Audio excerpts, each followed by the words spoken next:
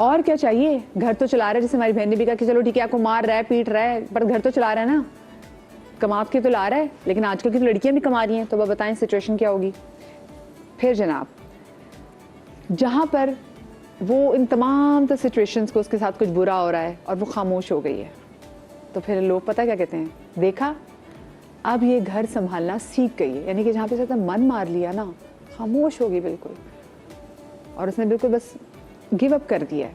तो हमें लग रहा था कि अब ये ना सीख गई है।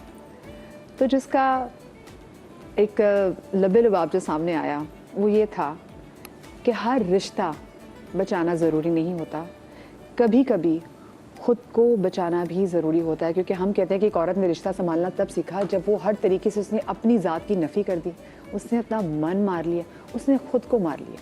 तभी आजकल की आप ख़वातीन में देखिए ना कि ख़वातीन में ये डायबिटीज़, हाइपरटेंशन, स्ट्रेस, मैं तो अभी ब्रेक में बात कर रही थी जितने कैंसर में ख़वातीन बारे में देख रही हूँ और जितनी स्ट्रेस की बीमारी ख़वातीन को है, आप साइकेट्रिस्ट वगैरह के पास जितनी ख़वातीन वहाँ पे जा रही थी क्योंकि खुद को इतना मार लिया इस औरत ने कि उसको समझ में नहीं आती।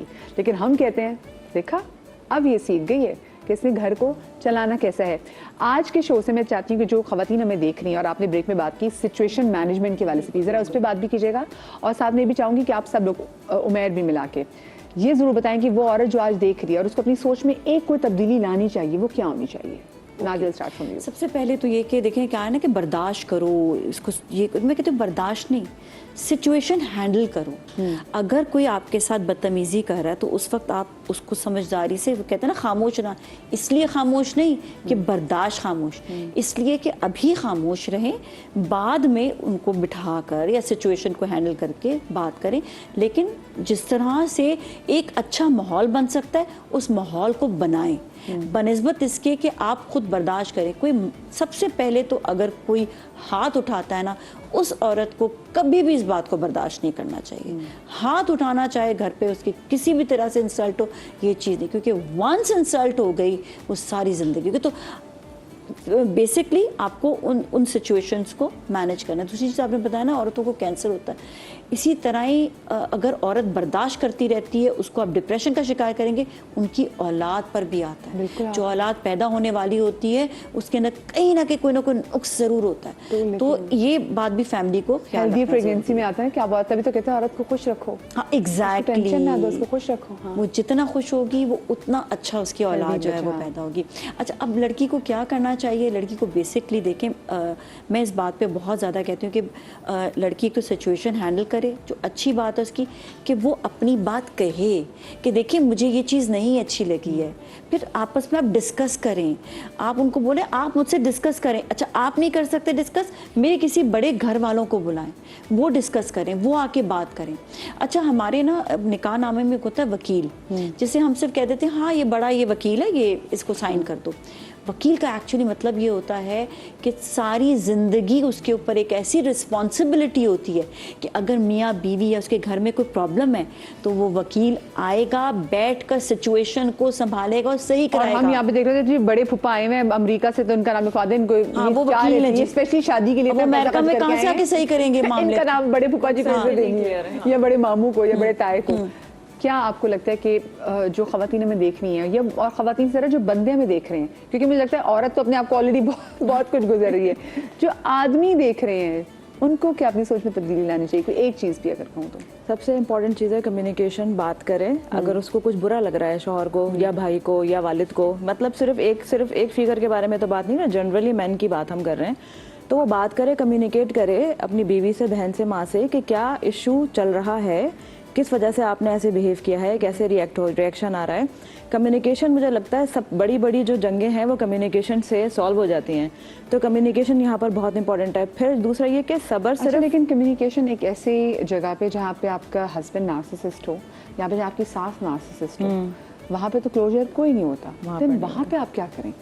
देखें इस सिलसिले में अब इस सिचुएशन में तो मर्द अगर उसको नार्सिज्म है तो वो तो कुछ नहीं कर सकेगा, लेकिन अगर उनके अतराफ में कोई ऐसा समझदार इंसान है जैसे कि नंद है या सास है या लड़की खुद है इटसेल्फ, तो वो उसको क्लिनिकल प्रैक्टिशनर के पास लेकर जाए या उसको खुद हैंडल करने की लेकिन कोशिश डॉक्टर करे। साहब आपको नहीं लगता हमारे नार्सिसिस्ट तो डॉक्टर के पास ही जाते हैं, वो जो उनकी बेगमात होती है जो कि अब्यूज हुई होती है वो जाती है, नार्सिसिस्ट तो कभी तैयार ही नहीं होता। हाँ एग्जैक्टली लेकिन देखें फिर अब इसका सिर्फ यही हल नहीं है कि वो छोड़ दे उसको, लेकिन उसको अपनी हद मुमकिन कोशिश करे कि उसका ट्रीटमेंट करवाए या करे जिस तरीके से भी मुमकिन हो सकता है।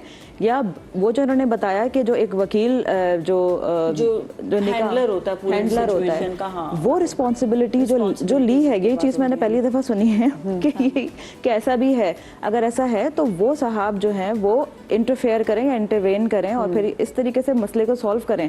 लेकिन कोई भी मसला दुनिया का ऐसा नहीं है कि जो हल नहीं हो सकता। अच्छा, मेरी ज़हन में एक तो बात आ रही है, मैंने कुछ ख़वातीन को ऐसे देखा कि जिनकी मियाँ थ्रू आउट ज़िंदगी बहुत सख्त होते हैं ना, और वो बहुत सप्रेस्ड रहती हैं, तो जैसे उनकी हस्बैंड की जब डेथ होती है तो उसके बाद वो ख़वातीन जो है उनकी सेहत भी बेहतर हो जाती है, जो अपने बच्चों के साथ अकेली होती हैं। हाँ, तो जिनके हस्बैंड ऐसे नार्सिसिस्ट होते हैं या जो उनको सप्रेस करके रखते हैं, जब वो ज़िंदगी दुनिया से चले जाते हैं तो उनके बाद हम देखते हैं कि वो ख़वातीन ज़िंदगी में ज़्यादा खुश नजर आने लग जाती है, क्योंकि वो ये है। मैंने कुछ ख़वातीन को देखा कि उनकी ज़िंदगी बढ़ भी जाती है क्योंकि वो ज़िंदगी इतना सप्रेस होकर गुजारी थी, फिर वो अपने बच्चों का ख्याल कर रही होती, फिर उन पर वो टेंशन नहीं होती कि वो एक मुसलसल एक नार्सिसिस्ट के साथ ऐसे सख्त में डील करना होता है। देखिए गुड़िया, बात यह है कि शादी जो एक ऐसा बंधन है कि करार दिया गया है कि दोनों मियाँ बीवी एक गाड़ी के दो पहिए हैं। जब दोनों बैलेंस पहिए होते हैं तो गाड़ी सही चलती है। जब एक गाड़ी का पहिया हो और एक स्कूटर का पहिया हो या साइकिल का पहिया हो तो वो डिसबैलेंस हो वो तो जब एक पहिया ठूस होगा तो फिर गाड़ी ने उधर जाके उधर से वजन है। जी, जो शरीके हयात होता है, जो शरीके सफ़र होता है एक औरत का, जब तक वो औरत को अंडरस्टैंड नहीं करता और औरत अपने शौहर को अंडरस्टैंड नहीं करती तो घर की गाड़ी सही चल ही नहीं सकती। जहाँ तक औरत को कहा जाता है कि एक अक्लमंद औरत, एक समझदार औरत घर को लेकर सही चलती है।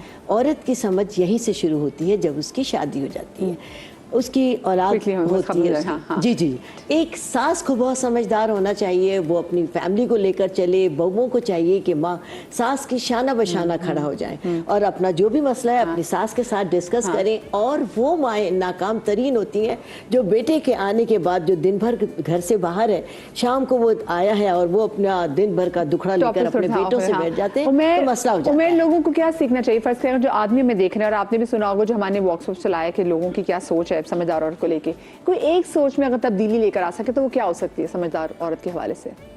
देखिए, समझदार औरत समझदार मर्द दोनों में एक चीज जो है कॉमन होनी चाहिए, वो है कॉमन सेंस। अगर आप कॉमन सेंस को कॉमन कर लें तो सारे मसले हल हो जाएं। प्रॉब्लम ये है कि जो हमारे हजरात साहब हैं वो समझते ही हैं कि वो एंटाइटल्ड है। एंटाइटल्ड कोई भी नहीं है, अल्लाह ताला ने सबको बराबर बनाया है। और जो बात देखिए जो गलत चीज होती है वो दोनों ही को गलत लगनी चाहिए।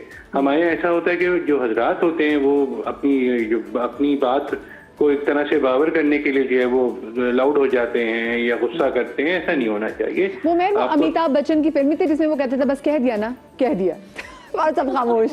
वो इन लोगों ने भी, जो फिल्मों ने भी दिमाग खराब किया हुआ है। देखिए, प्रॉब्लम सबसे बड़ा ये है कि जो आदमी भुगत रहा होता है या जो खातून भुगत रही होती है वो अपने ऊपर ले लेती है ना वो सारी चीजें। आप देखिए, अगर किसी की वालदा हैं, किसी की बेगम है, अगर आप उसको इतना जिज करेंगे तो इन दिन तबीयत ही खराब होगी उसकी, और उसके बाद वो क्या तरबियत करेंगी आगे किसी की भी।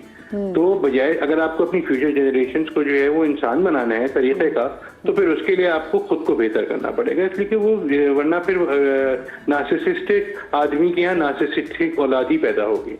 Absolutely right. और मेरे ख्याल से नार्सिसिस्ट औलाद जब पैदा होती है ना तो मेरे ख्याल से नार्सिसिस्ट बच्चों को खवातीन जो माएँ हैं ना वो बनाती हैं कि आप उसको हर चीज़ में बताएं कि तू तो मेरा राज दुला रहा है, तूने तो उठ के पानी भी नहीं पीना, तुम्हारी सोच सबसे मैटर करती है, तुमने घर में क्या खाना है वही पकेगा, जो तुम्हें लगता है वही सही है।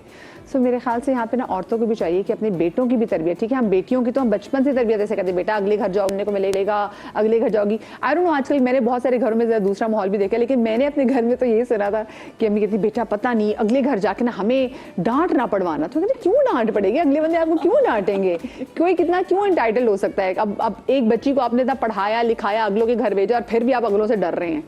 तो ये मेरे ख्याल से डरे मत और अपनी बच्चियों को सिखाएं कि बेटा देखो ऑफ कोर्स तुम्हारा 60% तुम्हारा होगा, मैं आज भी ऑर्थोडॉक्स थोड़ी अप्रोच की हूँ, और 40% अगले की साइड से। अगर 40% भी मैं कहती हूँ आज के दौर से आपको बंदे से मिल जाए ना तो शायद ये बहुत है, लेकिन 60% भी बच्चियों को ज़रूर सिखाएं। और दूसरी बात ये, अपनी बच्चियों को बहुत, मेरे ख्याल से स्कूलों में बच्चियों को बात स्कूलों में भी सिखाने की ज़रूरत है कि आप अपनी बात को आगे कैसे रख सकते हैं बगैर रिएक्ट किए। आपने रिस्पॉन्ड करना, आपने रिएक्ट नहीं करना। और उससे भी ज़्यादा मैं कहती हूँ अपने बच्चों को, जैसे मैंने भी बॉक्स में सुना, यकीन माने मेरा दिल दुख रहा है कि हमारे यहाँ समझदार औरत की डेफिनेशन है जो खामोश हो जाए। तभी वो जैसे आप वो बात कर रहे थे ना कि वो ख़वातीन अक्सर मैं कभी किसी ख़वातीन के साथ जो उनकी अच्छी एज होती है उनके साथ बैठी होती है, मैं कहती हूँ ना आंटी अंकल ने माशाल्लाह आपका कितना ख्याल रखा, तो वो कहती हैं तुम्हें क्या पता मैंने इस आदमी के साथ ज़िंदगी कैसे गुजारी, मैं तो खामोश है कि तो मैं उनकी शक्ल देख रही थी कि अच्छा कि इन्होंने ज़िंदगी में क्या कुछ सहा हुआ है। और हमें लग रहा था कि अब ये है, खैर टाइम आ गया जी शो का कि आपसे इजाज़त। बहुत सारा ख्याल रखिएगा। शादरी आबादरी अल्लाह पाक आपको औलाद के गम से महफूज रखे। ज़िंदगी तो कल मुलाकात होगी। अल्लाह हाफ़िज़।